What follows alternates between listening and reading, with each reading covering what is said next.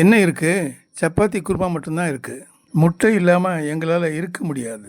எனக்கு ஒரு half boil, இவனுக்கு பொடி மாசு, அப்புறம் ஆளுக்கு ஒரு 5 சப்பாத்தி. மேடம், கேட்டது கிடைக்கலனாலும் கிடைச்சது நல்லா இருக்கு. அண்ணே, சாப்பிட்டதுக்கு காசு கொடுக்கணும்ல. என்ன 450 ரூபா இருக்கு? இதை பிடிங்க, மீதியை அப்புறம் பார்த்துக்கலாம். என்னக்கா இப்படி இருக்காங்க? ஏன் ஆண்டி, அந்த எக்ஸ்ட்ரா அமௌண்ட்டையும் கேட்டு வாங்கியிருக்க வேண்டியது தானே? குடிக்காம கலாட்டா பண்ணாமல் போனாங்கல்ல, அதை நினச்சி நாம் சந்தோஷப்பட்டுக்க வேண்டியது தான். அவரும் எங்கேயும் போக போகிறதில்ல, நாமும் எங்கேயும் போக போகிறதில்ல. கொஞ்சம் கொஞ்சமாக அவருடைய பிரச்சனையை சரி பண்ணிக்கலாம். பாட்டி, இந்த 2 குழந்தைங்கள்லாம் வச்சு பார்த்துக்கிறது ரொம்ப கஷ்டம் இல்லை? கஷ்டம்தான், ரொம்ப கஷ்டம்தான். ஜென்னி ரொம்ப கஷ்டப்படுறா பாட்டி. அவள் படுற கஷ்டத்தை எல்லாம் நான் கண்ணால் பார்க்குறேன். அவள் எப்போ தூங்குறா, அவள் எப்போ எந்திரிக்கிறான்னு கூட எனக்கு தெரிய மாட்டேங்குது. அவள் சரியாக சாப்பிட்றாளா இல்லையான்னு கூட எனக்கு தெரிய மாட்டேங்குது. இந்த குழந்தைங்களையும் பார்த்துக்கிட்டு வீட்டையும் பார்த்துக்கிறதெல்லாம் முடியாதுல்ல பாட்டி. பேசாமல் நான் ஜெனி வீட்டுக்கே போயிட்டுமா? பாக்கியா, காலையில் போயிட்டு ராத்திரி வரத்துக்குள்ள இங்கே என்னென்ன நடக்குதுன்னு உனக்கு தெரியுமா? என்ன நடக்குது? அதுக்கு என்ன பண்ணணுமோ அதை நான் பண்ணுறேன். எழில், ஜென்னி, அமிர்தா எல்லாரும் கொஞ்சம் இங்கே வாங்க. இவ பேர் சித்ரா. ரெஸ்டாரண்ட்டில் தான் வேலை பார்த்துட்டு இருந்தா. இனிமே நம்ம வீட்டில் வேலை பார்க்க போகிறா. வீட்டை சுத்தம் பண்ணுறது, சமைக்கிறது, ஜென்னி குழந்தைங்களை பார்த்துக்கிறதுன்னு இனிமே எல்லா வேலையும் இவ தான் பார்த்துப்பா. நீ நாளையிலிருந்து வேலைக்கு வந்துடு. என்ன? சரிக்கா. வேலைக்கு ஆள் வைக்கிற, சம்பளம் யார் கொடுக்கறது? வீட்டு செலவை பார்த்துக்கிறேன்னு சொன்னாங்கல்ல செடியனும் எழிலும், அவங்களே சம்பளத்தை கொடுக்கட்டுமே. பாக்கியா, இஃப் யூ டோன்ட் மைண்ட், வேலை செய்கிறவங்களுக்கான சம்பளத்தை நான் கொடுத்துடுறேனே. நீங்கள் இந்த வீட்டுக்கு வந்து போயிட்டு இருக்கிற ஒரு கெஸ்ட்டு, ஒரு கோஸ்ட்டு.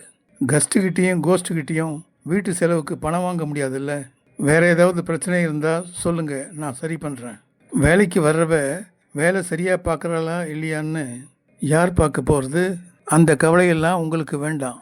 அமிர்தாவும் ஜென்னியும் அதை பார்த்துப்பாங்க. நான் ரெஸ்டாரண்ட்டுக்கு கிளம்புறேன். வெளியே என்ன தான் தைரியமாக பேசினாலும் உள்ளுக்குள்ளார பயந்துகிட்டே தான் இருந்தேன். இப்போ தான் நம்ம தப்பிச்சிரோங்கிற நம்பிக்கையே வந்திருக்கு. ஒரு கதவை அடைச்சா ஒரு ஜன்னலாவது திறந்துடும்னு இருக்குல்ல. ஹலோ ஹலோ சார், என்னைக்கு மீட்டிங் வச்சுக்கலான்னு கிளையண்ட் கேட்குறாங்க. நான் இன்னும் ப்ரிப்பேர் பண்ணி முடிக்கலை. எனக்கு ஒரு 2 days டைம் கொடுங்க. மேக்ஸிமம் நாளைக்கு, அதுக்கு மேலே வெயிட் பண்ண முடியாதுன்னு கிளையண்ட் சொல்கிறார் சார். ஓகே சார், மேக்ஸிமம் நாளைக்கே மீட்டிங் வச்சுக்கலாம். ஓகே சார், நான் கிளையண்ட்டுக்கிட்ட இன்ஃபார்ம் பண்ணிடுறேன். ஒரே நாளில் எப்படி எல்லாத்தையும் ரெடி பண்ண முடியும்? வேறு வேலை இல்லை. வேலை செய்ய வர்றவளுக்கு எவ்வளவு சம்பளம்னு உங்கள் அம்மா கிட்ட கேட்டுட்டியா? இல்லை பாட்டி, நான் எதுவும் கேட்கல. மாதம் 20,000 ரூபா சம்பளம்டா. என்ன பாட்டி, அவ்வளோ கேட்குறாங்களா? ஆமாம், எல்லா வேலையும் பார்த்துக்கிட்டு குழந்தையும் பார்த்துக்கிறேன்னு சொல்லியிருக்காள்ல. அங்கிள், ஆன்ட்டி, உங்ககிட்ட நான் ஒரு விஷயம் கேட்கணும். கேளுமா. அம்மாவுடைய ரெஸ்டாரண்ட்டை நீங்கள் வாங்கினீங்கல்ல, அதை எப்போ ஓப்பன் பண்ண போகிறீங்க? மேஜர் ஒர்க்கெல்லாம் முடிஞ்சிருச்சு, சின்ன சின்ன ஒர்க் மட்டும் பேலன்ஸ் இருக்குது. அது முடிஞ்சதும் ஓப்பன் பண்ணணும். அந்த ரெஸ்டாரண்ட்டை யார் பார்த்துக்க போகிறாங்க அங்கிள்? நம்மக்கிட்ட ஒர்க் பண்ணுற யாராவது தான் அதை பார்த்துப்பாங்க. யாருன்னு இன்னும் டிசைட் பண்ணல. ஆமாம், நீ ஏன் இதையெல்லாம் கேட்குற? இல்லை, நீங்கள் தப்பாக நினைக்கலன்னா அந்த ரெஸ்டாரண்ட்டை நான் பார்த்துக்கிட்டுமா? அந்த ரெஸ்டாரண்ட்டோட மேனேஜ்மெண்ட்டை நான் கவனிச்சுக்கிட்டுமா? ஏன் திடீர்னு கேட்குற? இல்லை, சும்மா தான். உனக்கு இந்த ஒர்க்கில் ஏதாவது எக்ஸ்பீரியன்ஸ் இருக்கா? இல்லை. அப்புறம் என்ன, உங்கள் அம்மா ஏதாவது சொன்னாங்களா? சரியா, வாடா உட்காரு, காஃபி எடுத்துகிட்டு வரேன். வணக்கம் மேடம், 2 பேருக்கு சுட சுட இட்லி எடுத்துகிட்டு வாங்க. நமக்கு தெரிஞ்ச ஹோட்டல் எத்தனையோ இருக்குது, ஏன்னா இந்த ஹோட்டலுக்கே வரணும்னு அடம் பிடிக்கிற? அங்கெல்லாம் இந்த அளவுக்கு அழகான காட்சி இல்லைல்ல.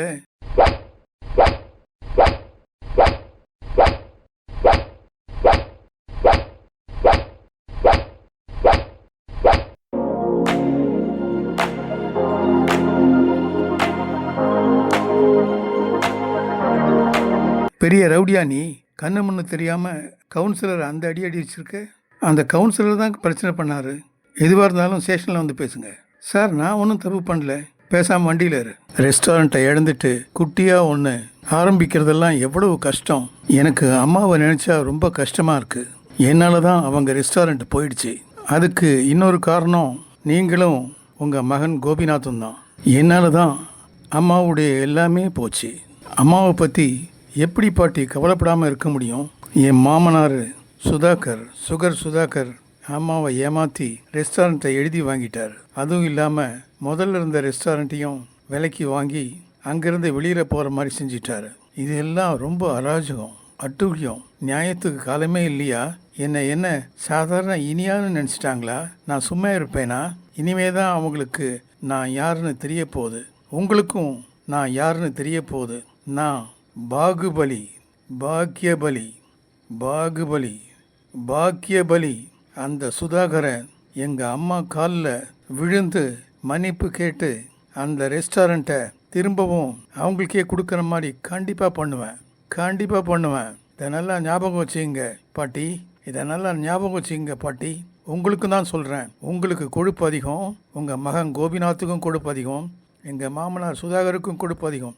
அந்த கொழுப்பை எல்லாம் உங்களுக்கு ஹார்ட் அட்டாக் வர்ற மாதிரி செய்கிறேன் நான். நல்லா ஞாபகம் வச்சுங்க. இது என்னுடைய அம்மா பாக்கியலட்சுமி மேலே ஆணை.